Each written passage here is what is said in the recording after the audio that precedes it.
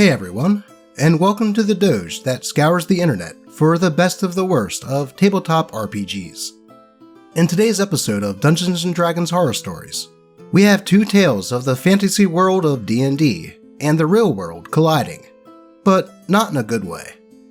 But first, Nipsey wants to be in the video, so he has a message. Remember to subscribe and like the video.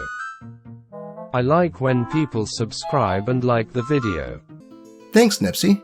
Hopefully they'll do that. But with that out of the way, let's get right into these stories. Main Character Syndrome Ruins 20-Year Friendship by Reddit user AmazingZach. This is gonna be a long one. I really hope there isn't a limit rule that I'm violating. I have only been playing D&D regularly for a few years now. About a year after I started playing, I decided to run a one-shot as a DM for the first time. This was right when Explorer's Guide to Wildemount came out, and Roll20 had a free adventure. I invited my two roommates, a good friend, and my then best friend to play. The game went pretty good, with minimal mistakes, not bad for my first outing. Most importantly, my players had fun. So much fun that they petitioned me to actually DM a whole campaign. Since I had the sourcebook for Wildemount, I agreed. I did this mostly for my best friend. See, at the time, he was stationed in Seattle, which was the complete opposite side of the country from us. He had very little interaction with his friends anymore because of the distance, and seemed to really want a weekly connection and shared experience. At this point, we had been friends for close to 20 years, and have played many games together.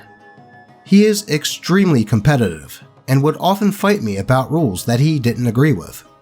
It made playing any kind of competitive game with him difficult, but since Dungeons & Dragons was a cooperative game, this wouldn't be an issue.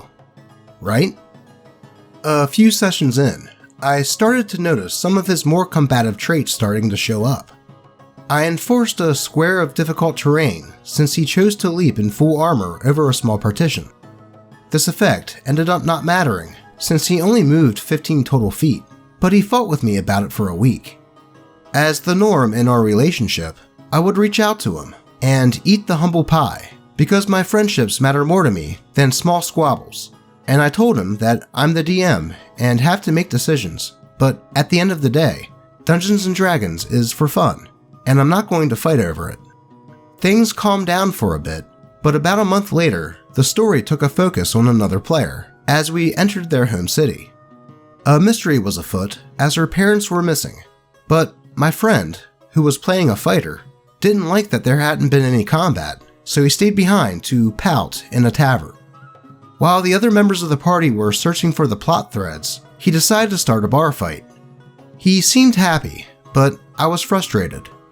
After that, I tried to add more combat to the game to appease my more smash and slash players. The game started to head towards his arc as the players moved through Wildemount, and it had been a bit since I gave them much of a challenge. I always try to make my encounters a bit more difficult for the players, since I usually only have one big one per session. Outside of the game, I asked them all if they would like a real challenge, with a guaranteed level up if you win. Or do you want less of a hassle, and to remain at level 6? They voted 5-1, with my best friend, the fighter, being the only one to vote for the easier encounter.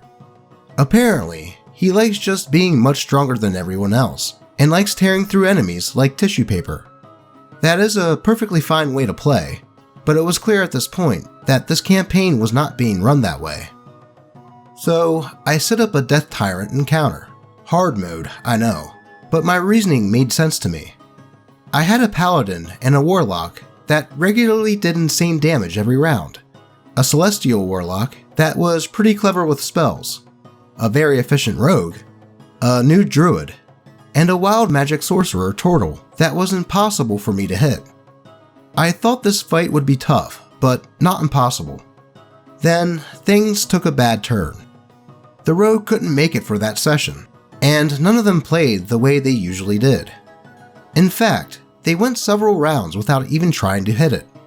They just buffed themselves, and when the first eye beams hit, I think they lost a bit of skin pigment, As the lair and legendary actions kicked in full swing, it started to sink in that maybe they weren't going to make it. My best friend couldn't seem to roll above a 10 in his saves, and eventually became frightened, slowed, and finally petrified. He pouted and muted his mic, and then left in the middle of the fight because he had nothing to do. I was furious he would do all that because his friends were in the fight of their lives, and he just didn't care because he didn't have anything to roll. The sorcerer dropped to 0 on a death beam. The paladin and warlock fell shortly after, and the druid was all that was left, but they somehow mounted an amazing comeback. The paladin and warlock both rolled a natural 20 on their first death save, while the tyrant was looking at the druid, holding her own. I decided that the dice wanted their story to continue, and granted some advantage for being badass. The paladin finally got a huge hit with a smite, as his ASMR wings finally sprouted and the tyrant went down. It was truly a fight to remember, and a great session. It made me more upset that my friend walked out of it for what I thought were pretty selfish reasons, and Paladin agreed with me at the time. After that, Fighter decided to take some time off to decide what to do with his character.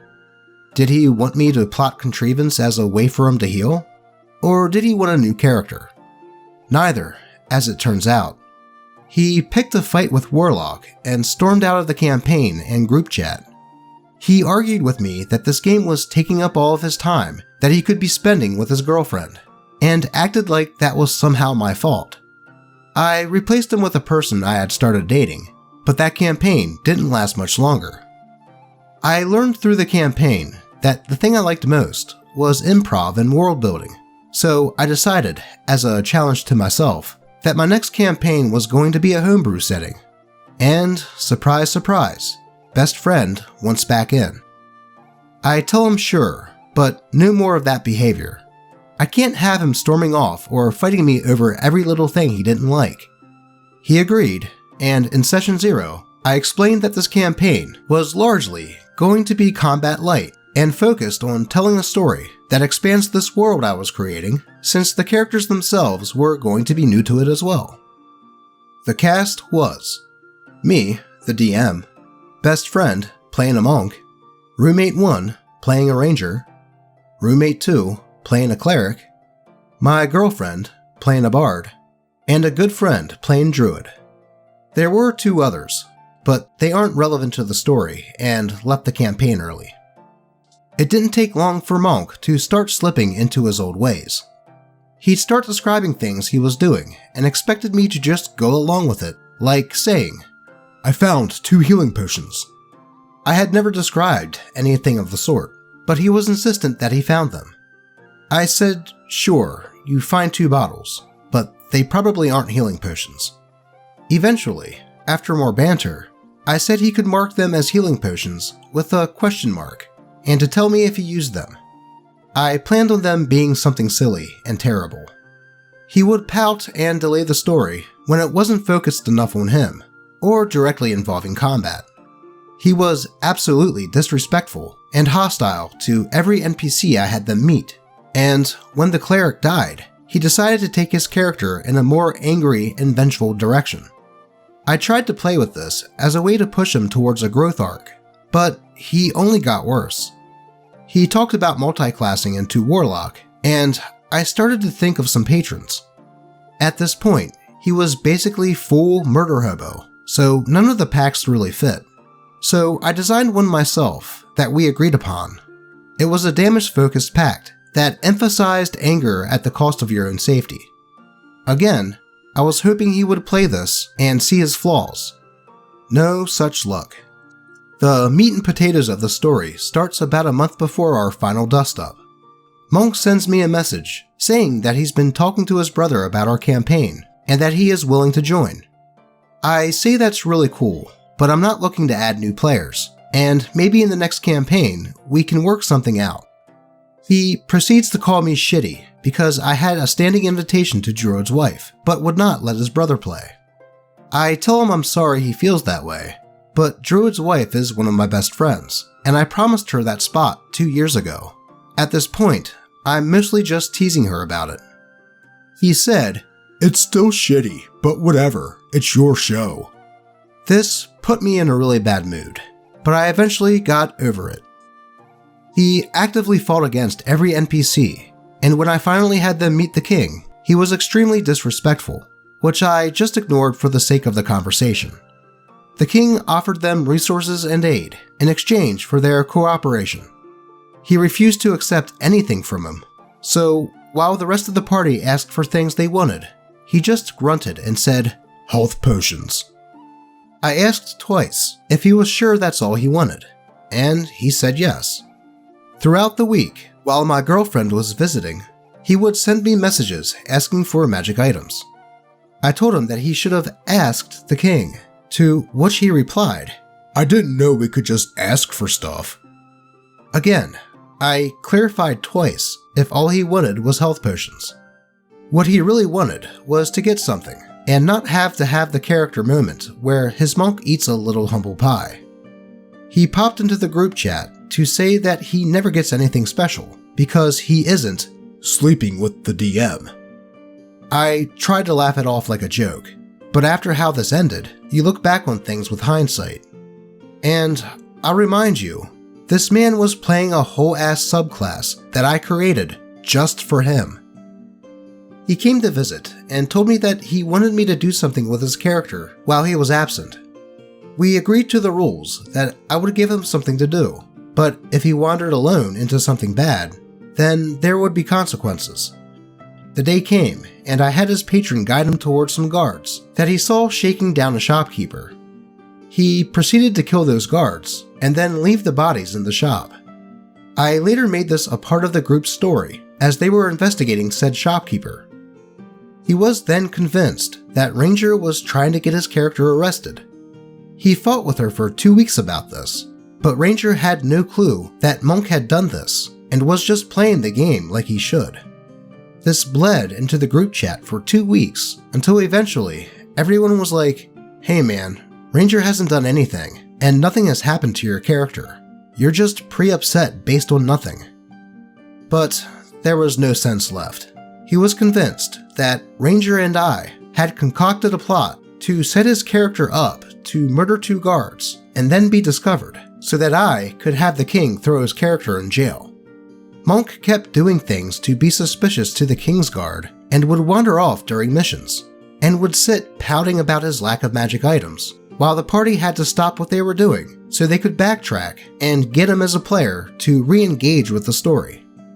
His comments in the chat started getting more hostile when Ranger said, "Hey, just making sure, we are still having fun, right? Or are you actually upset about this?" Then Monk replied, "Well, it was just jokes, but now you're all ganging up on me, so I'm actually upset." I shut it down. I said that this was just a game, and that we weren't going to fight over it.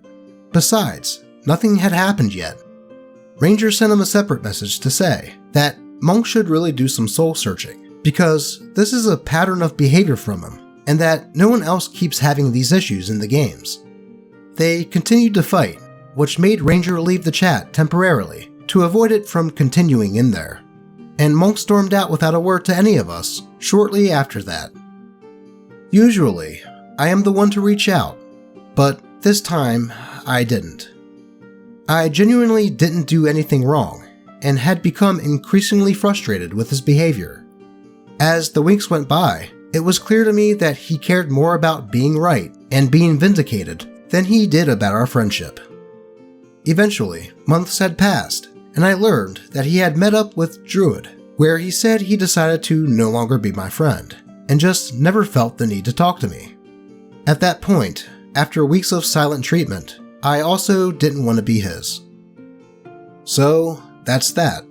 20 years of friendship blown up with a fuse as small as Dungeons and Dragons.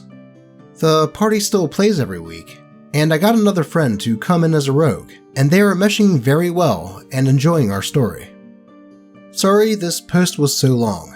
I really don't have anyone I can talk to about this other than my girlfriend, so I thought I'd post it here. Among the players, DMs, and GMs of Reddit. Thank you for listening. There was more behind the scenes, including a destination wedding, but this is an RPG story, so perhaps another day. TLDR, best friend gets angry about outcomes that don't favor him and storms out of 2 campaigns, effectively ending 20 years of friendship. Damn, talk about taking something way too seriously. It just sounded like OP's ex-friend was just a player with a bit of that guyisms and main character syndrome, and took not getting his way too far, and acting like a child about it, to the point of sacrificing 20 years of friendship, rather than just admitting that he might have been in the wrong. I can't imagine anyone I know being that stubborn, but I've seen other stories with somewhat of the same outcome. In the end, if this dude was willing to lose a friendship over something as small as D&D, then I would fetch to say that he wasn't really a good friend to begin with.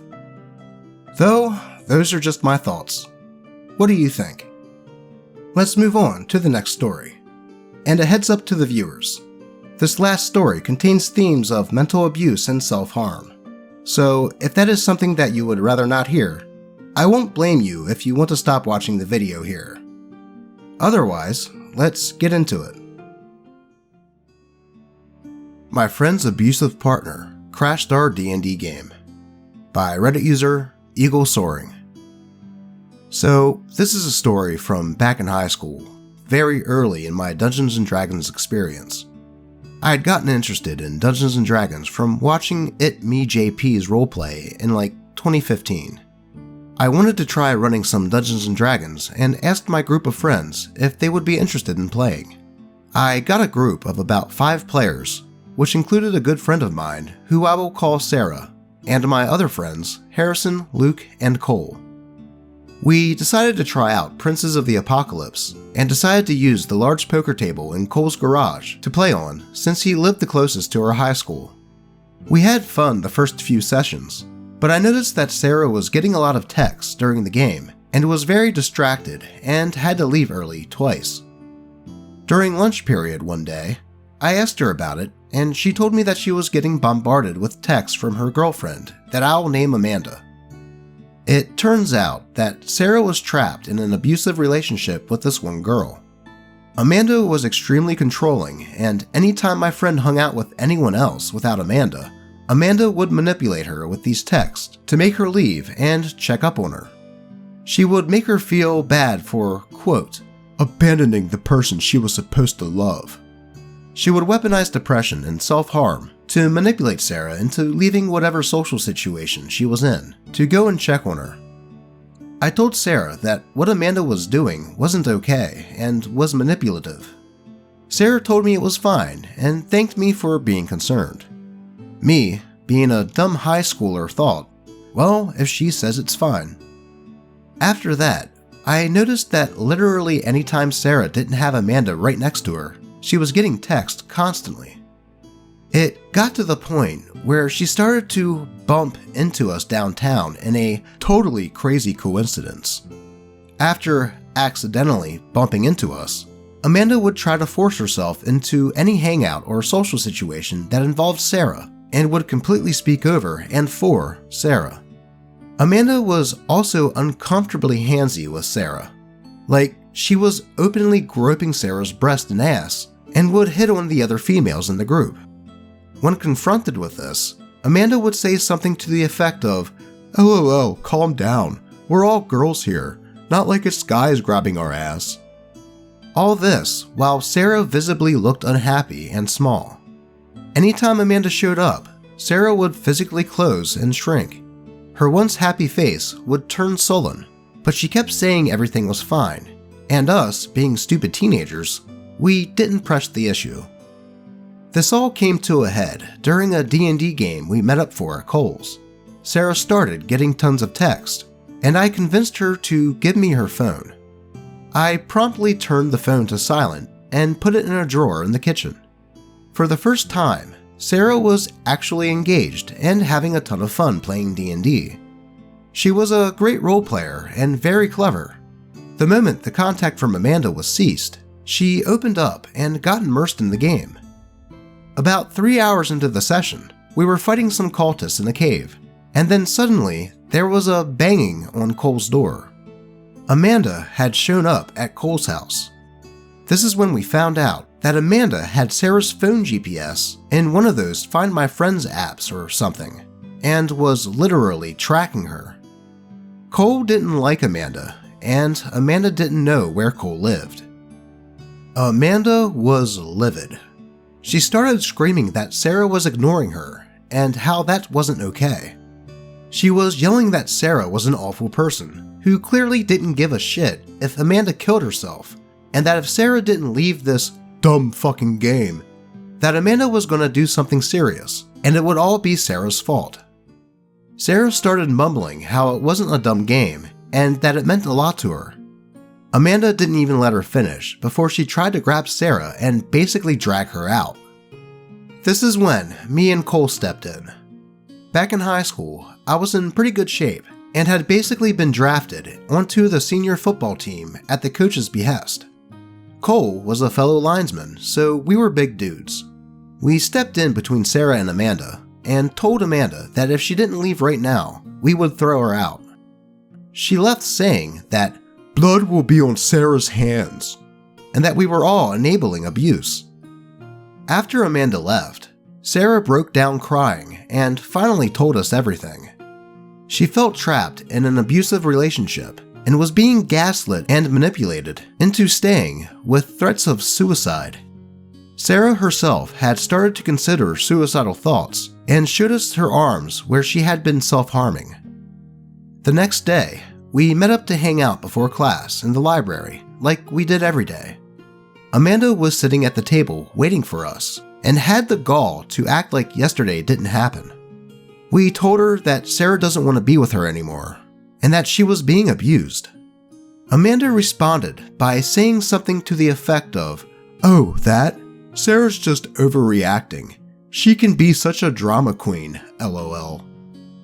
Something in me snapped, and I nearly dragged Amanda outside into the parking lot, where I told her that if she didn't leave Sarah and us alone, that self-harm would be the least of her worries. I know this is very violent and over-aggressive, but I was a dumb teenager, and this bitch was abusing my friend. She ran off and never bothered us again. Every now and then, we'd pass each other in the hallway, and she'd just glare at me.